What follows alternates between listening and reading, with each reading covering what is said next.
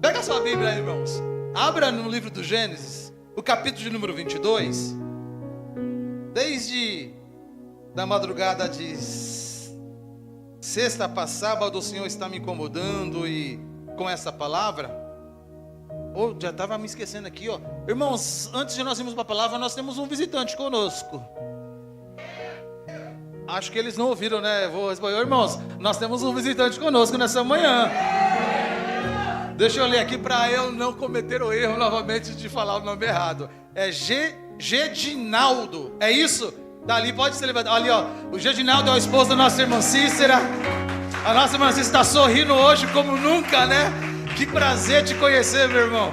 E saber que você já é conhecido de alguns irmãos, né? Que o Senhor continue abençoando a sua vida em nome do Senhor Jesus, amém? É um prazer ter você conosco em nome do Senhor.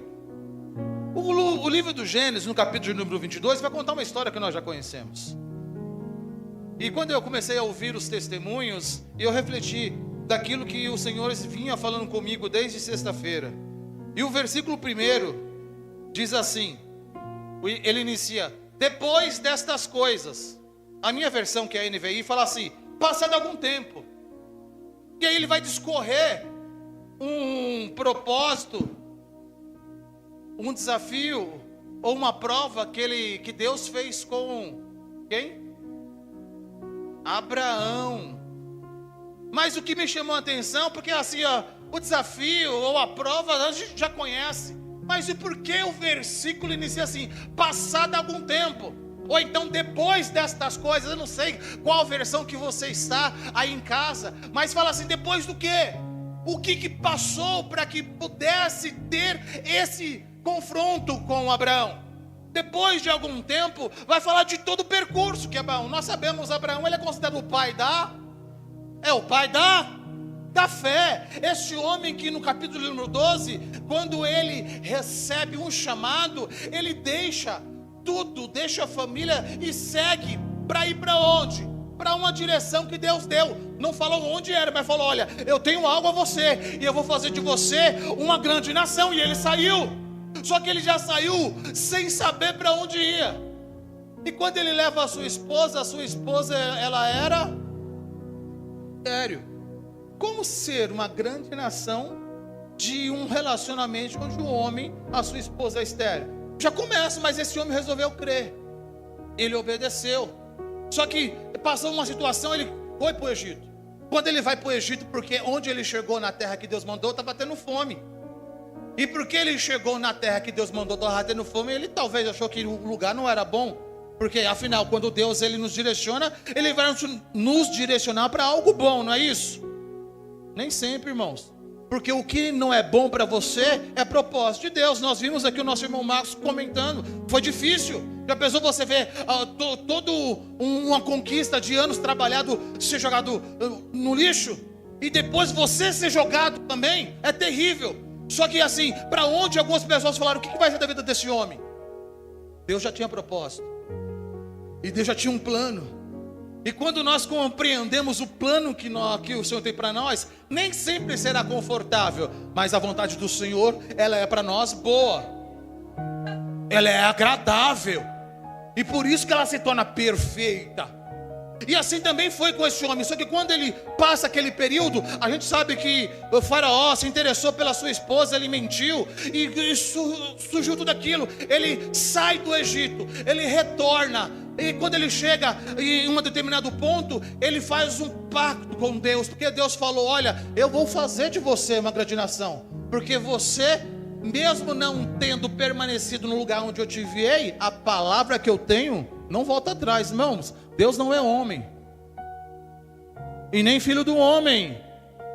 Só que às vezes parece que ele se arrependeu de prometer, não foi? Vamos falar a verdade? Estamos chegando no final do ano. Não parece que às vezes a promessa de Deus, ele se arrependeu de ter falado?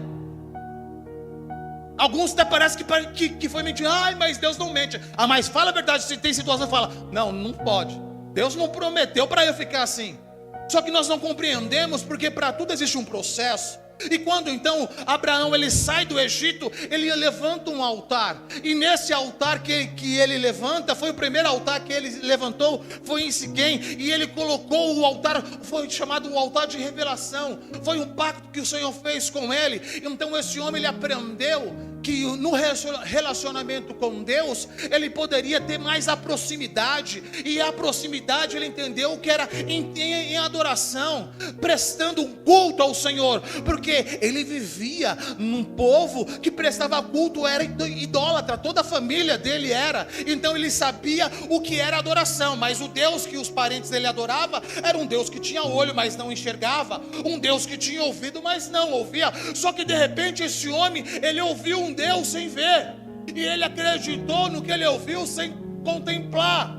E por ele acreditar, ele começou a viver experiências. E ele falou: não, eu quero um relacionamento mais íntimo, eu não quero algo superficial. E ele levanta um altar, porque um altar é um altar onde nós apresentamos uma oferta, onde nós apresentamos um holocausto. E aí ele fez. Então esse foi o primeiro altar na vida do Abraão. Só que foi percorrendo. O segundo altar foi em Betel, quando ele passou por uma outra situação difícil e ele consegue vitória. Betel, ele colocou um altar, e um altar que era uma separação, que era um altar que significava santificação. E o que é santificação? É separação. Ele entendeu que Betel significa casa de Deus, e ele falou: eu quero mais intimidade, não é somente estar na casa do Pai, eu quero ser separado, eu quero santificar. E ele assim foi e fez. Esse é o segundo altar na vida desse homem, que tinha uma promessa, só que a promessa parecia que não estava se realizando. Você vai ver tudo isso no capítulo de número 12. Quando você vai mais para frente, no capítulo de número 13, você vê ele levantando um outro altar. Agora foi em Hebron, que é o altar do recomeço, é o altar de aliança, após ele ter separado com Ló. Lembra do Ló? Lembra que aquilo que quando começou a ter confusão entre os pastores, porque Deus abençoou tão, porque Deus falou que ia abençoar, e quando a bênção começou a chegar, cresceu muito. Só que ele tinha levado consigo Ló, e Ló também teve os seus pastores. Mas chegou um ponto onde os pastores de Ló com os pastores de Abraão não conseguiam mais conviver, porque o lugar se tornou pequeno. Ei, é assim. Talvez hoje você não consegue enxergar uma saída. Talvez hoje está chegando no final do ano e fala: meu Deus, os planos não foram realizados. Talvez você até se sinta frustrado em alguma situação. Ei, mas o Senhor nos reuniu aqui nesta manhã, deixou que nós ouvíssemos esses testemunhos para que nós entendêssemos: não é o fim. Às vezes quando você pensa que não tem saída, uma porta se abre onde você menos espera. Quando um relacionamento termina, é porque tem um outro muito melhor para você. E às vezes nós não conseguimos compreender, mas o Senhor nos reuniu para que entendesse sempre ter recomeço, porque Deus é um Deus de recomeço. Deus é um Deus que dá oportunidade. Você vê a Kelly falando, ela deu oportunidade. E para quem não tinha expectativa, para quem não conseguia sonhar, resolveu, ousou sonhar. E hoje aí o nosso irmão Wellington sendo zelador, irmão. Agora fala: mas é zelador. Só sabe, né? Quem vê a Thalita aqui, que ela ficava pulando vendo a filha, fala: mas só está dançando. Para os outros, mas para ela era especial. Por isso usufrua daquilo que o Senhor está entregando para você. Por mais que as pessoas possam parecer que mas é tão simples. É importante para você? Então glorifica o seu Deus, exalte a Ele. Mas não mudou nada. Não mudou nada aos olhos dos outros. Já melhorou? Então glorifica o seu Deus, porque Ele é poderoso para concluir a boa obra que Ele iniciou. Como nós iniciamos a consagração aqui de ontem, né, de manhã, foi falando do que? Da boa mão do Senhor, que esteve com quem? Com Neemias, sendo destruição, vendo acaba tudo destruído em ruína, a cidade dos seus antepassados, mas ele falou: a boa mão do Senhor estava sobre mim. E quando você compreende que a boa mão do Senhor está sobre você, mesmo não tendo tudo aquilo que você deseja ter, mesmo não tendo aquilo que o Senhor prometeu, você vai ainda continuar a falar: a mão é boa, não está confortável, mas a mão é boa. Se você sair debaixo dessa mão, você vai ver o que vai ser difícil, irmãos. E isso porque o Senhor permite alguns desconfortos, é para nos preparar, é para quando a bênção chegar, nós possamos valorizar muito mais. E quando nós chegamos aqui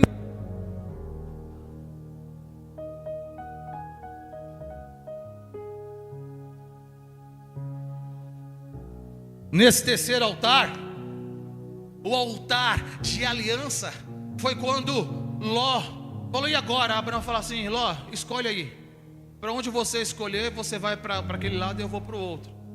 Ló vê as campinas, é bom a vista, então eu quero aquele lugar. O outro lugar não tem nada, não é tudo seco, não tem expectativa. Mas quem tem promessa não vai por aquilo que vê, mas vive por aquilo que acredita.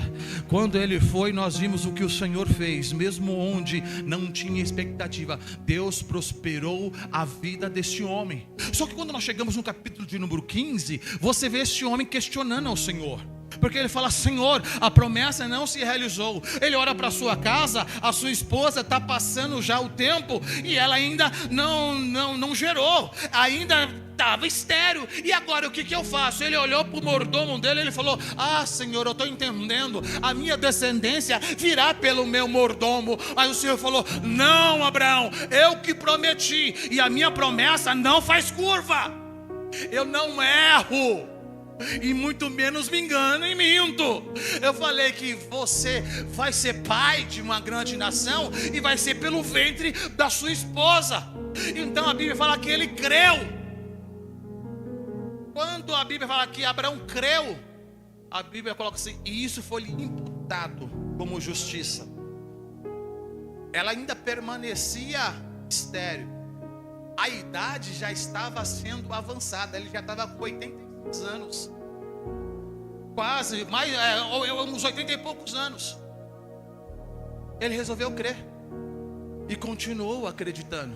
Só que quando nós chegamos no capítulo número 16, agora é a sua esposa que fala: olha, visto que Deus me impede de gerar filhos, nós saímos do Egito e trouxemos uma escrava, deita com Agar, e através dela vai vir a descendência. Nós conhecemos essa história. Vem Ismael, Ismael que não foi uma promessa de Deus, Ismael que foi resultado de uma decisão humana.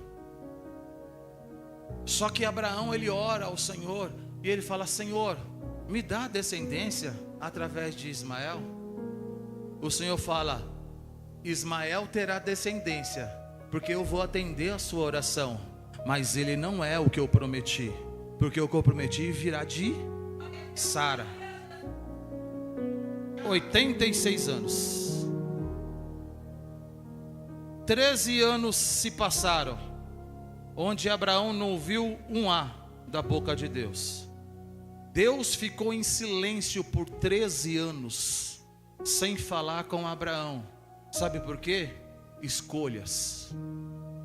Tinha uma promessa, mas não soube esperar.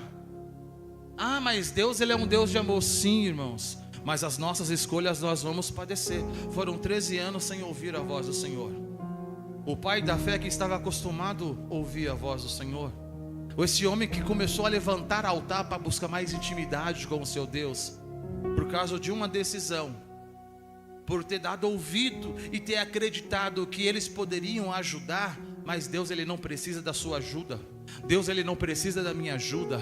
Deus, ele só espera que eu e você possamos crer, e tudo é possível aquele que crê. Quando novamente ele volta para falar com Abraão, ele fala: Abraão, a minha promessa ainda está de pé. Por isso hoje eu mudo o nome de Sara, porque até então o nome dela era Sarai. Ele tira uma letra e fala: porque é princesa, e dessa princesa será mãe de grandes nações. Ele fala: de você também eu vou mudar o nome, Abrão. e se tornou Abraão. E ele refez novamente a promessa. Sabe o que a Bíblia fala? Abraão riu consigo mesmo, porque ele pensou assim: como um homem nessa idade, já com 99 anos, pode ser pai? Como a minha esposa, já chegando nos 90, pode gerar? Ele não sabia, mas esse riso que ele sorriu para dentro, já tinha algo sendo trabalhado. Porque quando chega nos Carvalhais de Manre, no capítulo de número 17, o anjo aparece novamente a ele e fala: olha, vai ser cumprido o que foi prometido. Agora quem ouve é Sara, atrás da porta da tenda, então atrás da passagem, ela ouve. Quando ela ouve, a Bíblia fala que ela riu. O anjo fala: por que Sara riu? Ela fala: eu não ri. Riu sim, Sara. Mas sabe uma coisa, haveria porventura alguma coisa impossível para Deus? Abraão recebeu a promessa com 75. Com 100 anos ele viu a promessa sendo realizada. Quantos anos se passaram para que Abraão contemplasse a sua promessa? Quantos anos? 25 anos. 25 anos o pai esperou pelo filho, sim ou não? Mas meditando, eu refleti de uma outra maneira, irmãos. Porque Deus não vai preparar nada. Quando Ele te promete, já está pronto. Quando Ele te fala, é agora. Se Ele fala, eu vou fazer algo novo na sua vida, já está sendo feito. Pastor, mas eu não estou mudando, mas já está sendo feito. Porque a palavra dele não depende do tempo para se realizar. Então eu começo a enxergar a essa passagem. Eu vejo que na realidade não foi um pai que esperou 25 anos para o filho nascer, mas foi o filho que esperou 25 anos para o pai ficar pronto. Porque desde a promessa feita, o filho já estava, e o filho já tinha nome. Porque ele falou: Abraão, põe o nome, e o nome vai ser Isaac. Isaac significa o quê? Riso, porque você riu quando eu prometi. A sua esposa riu quando ela viu a promessa sendo reafirmada. Mas vocês não sabiam, mas o riso já estava pronto desde o primeiro dia. Quando eu falei que eu ia fazer, já estava pronto. Agora todo esse período foi para preparar você. O riso nasce, a promessa se cumpre. Só que passado 3 anos, quantos anos? Isso a Bíblia cronológica fala, mas também os estudiosos falam. Isaac desmama. E quando desmama, todo mundo fica feliz. E a Bíblia fala que Abraão fez o quê? Quando Isaac desmamou, você sabe o que Abraão fez? Abraão fez uma festa. Abraão fez uma festa. A Bíblia fala que Abraão, além de fazer uma festa, ele deu um banquete. Porque ele ficou feliz. O filho desmamou. Mas e o altar? Não foi erguido. Era tempo de festa. Era tempo de celebração. Mas o período sem levantar o altar fez com que ele se deixasse levar pela alegria que ele estava sentindo. E uma festa foi realizada, um banquete foi oferecido, mas um altar não foi erguido. Nós estamos vivendo um período de festa. Comemoramos o Natal. Teve banquete? Teve banquete na sua casa? Não me responda. Teve banquete, você que estava aí? E o altar? Teve altar? Porque às vezes nós nos deixamos nos levar pela nossa família, pelos nossos amigos, até temos vontade e pensamento, mas não conseguimos praticar. Em casa nós não fizemos um banquete, fizemos nosso banquete particular, né? Estávamos os 4 sentados à mesa. Só que depois a Gisele falou assim, ó, vamos assistir um filme. Foi nesse dia ou foi um dia antes? da minha escolha do filme. Foi um dia antes. Um dia antes, irmãos, nós tínhamos assistido um filme, eu escolhi um filme. E o filme que eu escolhi foi o primeiro que apareceu. Só que logo no início começou a ter palavrão. Eu não mudei, deixei o filme rolar. Depois teve um outro palavrão e o filme ficou rolando. Na terceira cena lá, a Gisele falou: para com isso. Eu fiquei com vergonha. Porque é muito fácil nós esquecermos o altar. Porque nós nos envolvemos muito com os banquetes. E quando eu permito que alguma coisa entre na minha casa que não adora o meu Deus, eu estou esquecendo do altar. E às vezes nós abrimos mão de levantar um altar para oferecer um banquete porque o meu parente, ele gosta de consumir uma bebida alcoólica. Não, mas eu não consumo, mas eu vou comprar porque eu quero receber bem. Se recebe bem o seu parente e o seu Deus. Porque Abraão ofereceu um grande banquete, mas ele não levantou um altar ao Senhor. Você não vê Abraão levantando altar. Uma confusão surgiu na família. Ismael, com 13, 14 anos, começou a zombar do menino Isaac, que foi desmamado.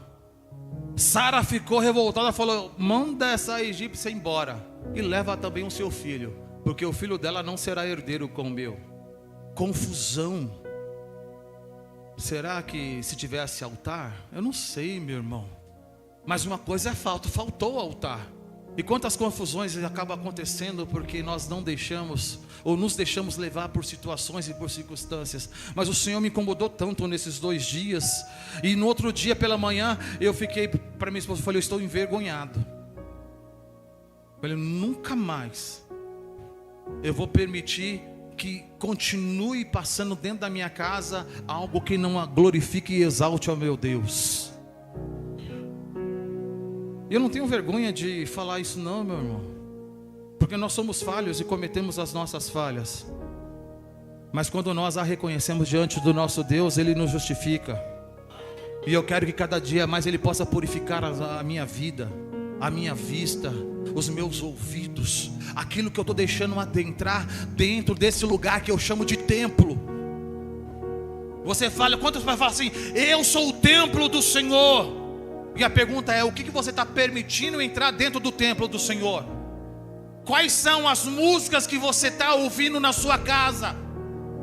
Quais são as coisas que está passando na tela da sua TV? Quais são os sites que você está acessando no seu PC, no seu notebook? Quais os blogs que você está acessando pelo seu celular? Ei, porque às vezes num acesso você deixa de construir um altar ao seu Deus e depois fala: Deus, mas as coisas não estão acontecendo, Senhor. O Senhor prometeu e olha a confusão aí. Deus prometeu, e quando veio a promessa que significava riso, quando foi celebrar, não teve altar, gerou confusão dentro da família. Os filhos se separaram, uma grande confusão existe até os dias de hoje com os descendentes de Ismael e os descendentes de Isaac. Chegamos aí no capítulo de número 22. Depois dessas coisas, de tudo isso, o Senhor chama Abraão e fala: Abraão, eu quero o seu filho, o seu único filho, aquele a quem tu amas. Quero que você ofereça para ele a mim no altar. Sabe o altar que você não levanta mais? Alguns estudiosos dizem que foi 17, 20. Pela Bíblia cronológica foi em torno de 33 a 37 anos entre o desmamar de Isaac até Deus fazer prova de Abraão. Mais de 30 anos sem altar. O homem da fé, que é o pai da fé, conseguiu ficar um período sem altar. Só que chegou um tempo que o Senhor chama, porque é assim, irmãos, Às vezes quando o negócio está difícil, ele esqueceu. Não é que ele esqueceu, é que ele está te chamando de novo para o lugar onde ele quer que você esteja. Quando nós nos afastamos, nos esfriamos, ele cria a situação não para te punir, mas para te trazer para perto. Não para você sofrer, mas para ele te proteger. Não para você se machucar, mas para ele cuidar das suas feridas.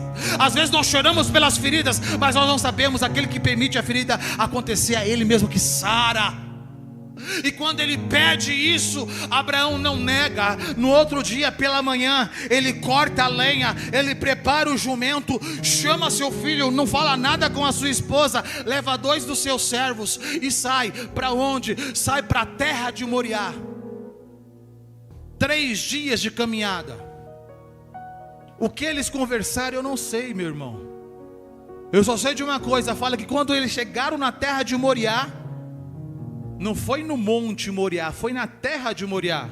Porque Deus falou, vai para a terra, lá vai ter monte, e eu vou te mostrar um monte que eu quero ter um particular contigo. Então não é somente obedecer o que Deus mandou, mas é fazer do jeito que Ele falou. Porque muitas vezes você está fazendo o que Ele falou, mas não do jeito. Aí você chega onde Ele mandou, Ele fala, eu quero que aqui você permaneça. Mas não é para você permanecer aqui do jeito que você quer, é para você permanecer aqui do jeito que Ele quer que você esteja. Porque às vezes você vem machucado e você chega na casa do Senhor, que é o lugar bom de estar, mas você não quer ter mais relacionamento nenhum. Você sai, chega depois do culto começar e sai antes de terminar. Por quê? Porque eu não quero ter relacionamento não. Eu já fui machucado muito pela igreja. Ei, mas se o Senhor está trazendo você de volta para o templo, não é para você ser somente um membro, é para você fazer parte desse corpo, é para você se relacionar. Porque se alguém te feriu, é Ele mesmo que vai curar. E talvez a cura que Ele vai fazer vai ser através da minha vida, através desse que está ao seu lado aí. Mas você precisa permitir que Ele faça na sua vida.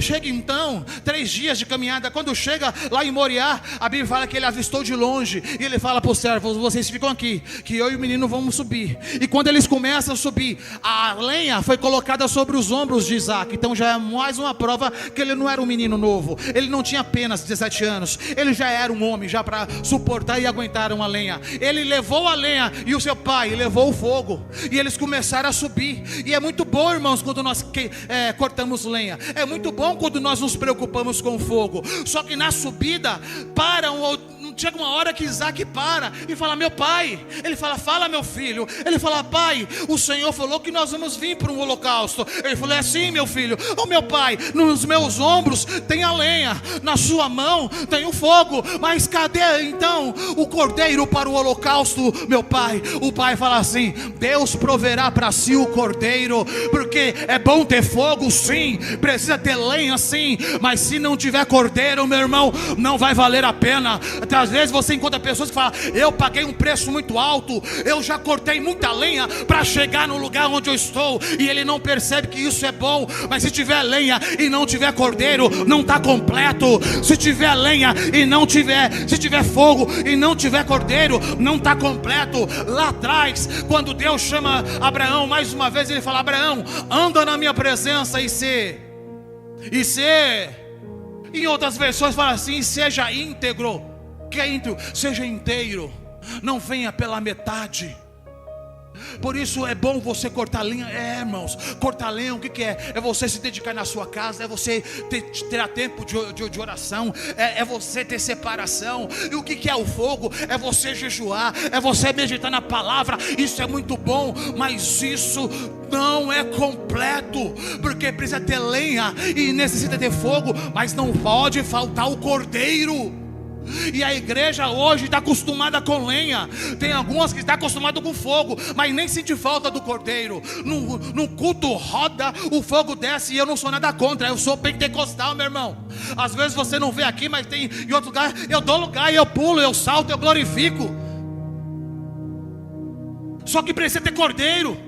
Às vezes você vai, tem tantas coisas, tem fogo, tem lenha, tem um monte de coisa. E quando sai, e aí foi bom, estou cansado, olha o suor. E a palavra, eu não sei.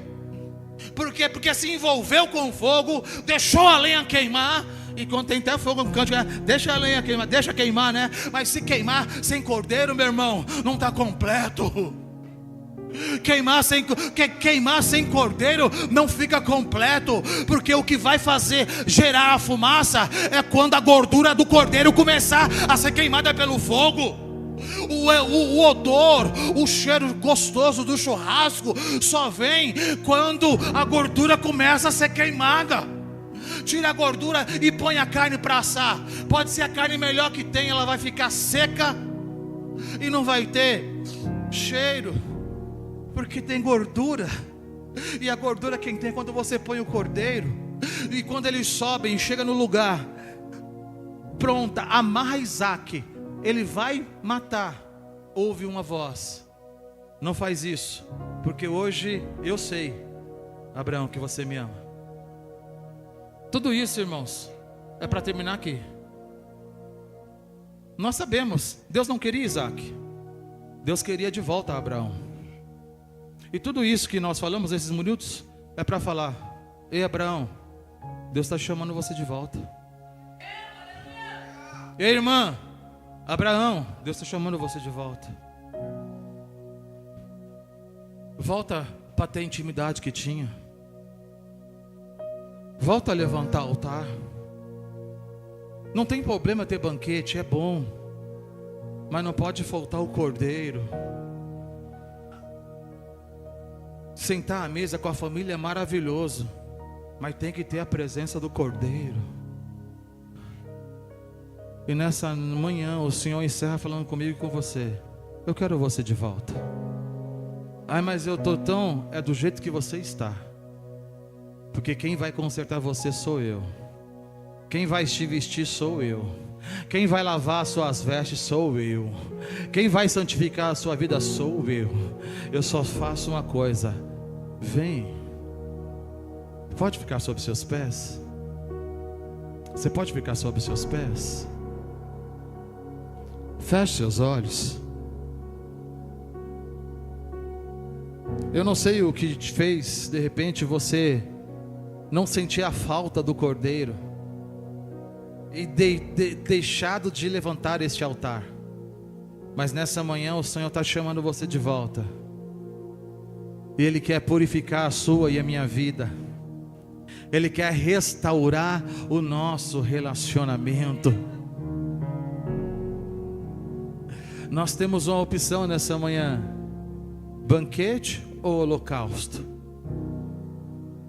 O que você escolhe? Antes de Isaac nascer, ele já existia. Antes dele ser gerado, o nome dele já tinha sido dado. Antes de tudo que planejaram fazer, todos os dias da vida dele já estava escrito, assim como o meu e o seu, no livro do Senhor. Então nessa manhã Ele está chamando você: volta. Volta para onde você parou. Se você caiu, levanta onde você caiu, porque aqui não existe ninguém para te acusar, mas é o Deus que está disposto a te levantar, a caminhar com você, porque a Bíblia fala que Abraão e Isaac subiram juntos e desceram juntos, juntos permaneceram, porque é isso, Deus te chamou para você ser igreja, não ser somente templo.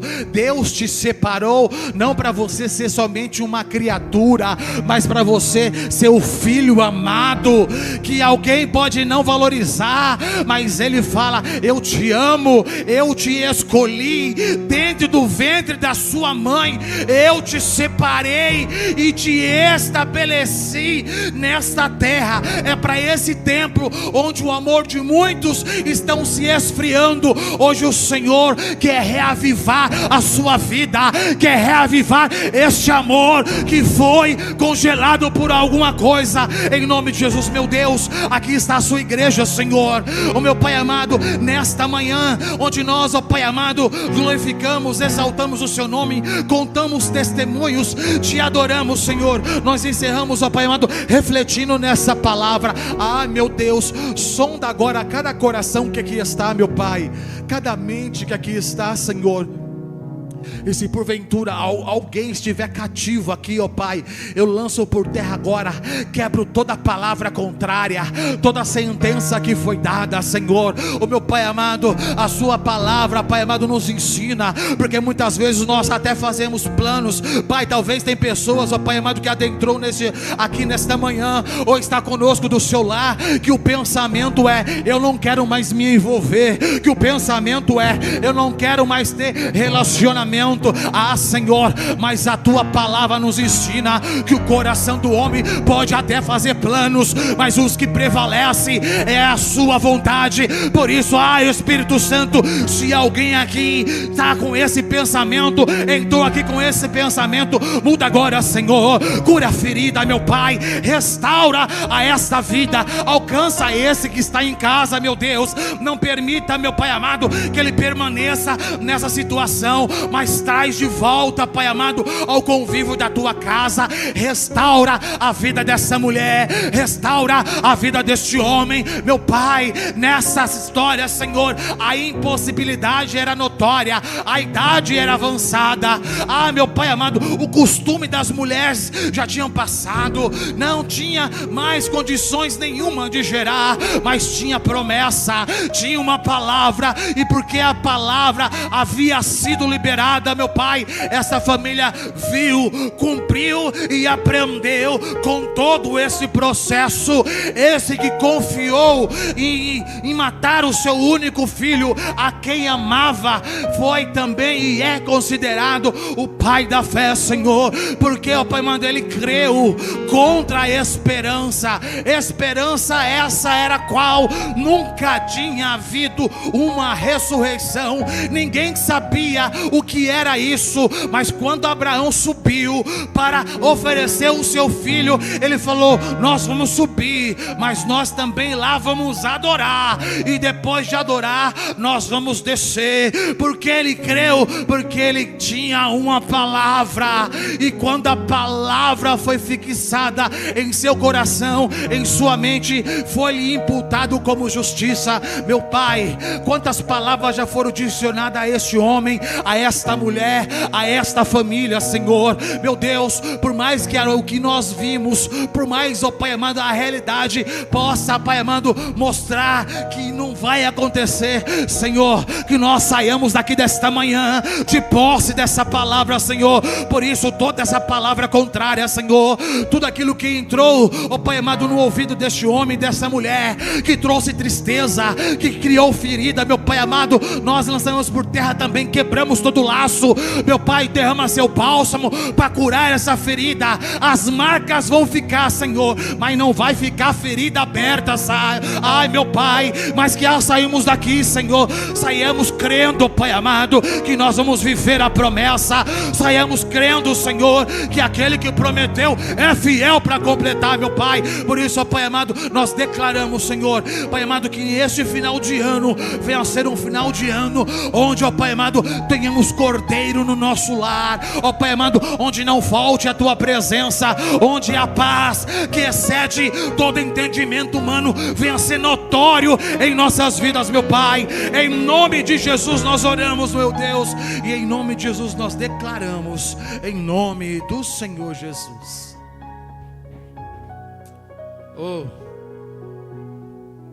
Amém, irmão? Você crê que você vai viver a promessa por inteiro? Então aplauda esse Deus maravilhoso.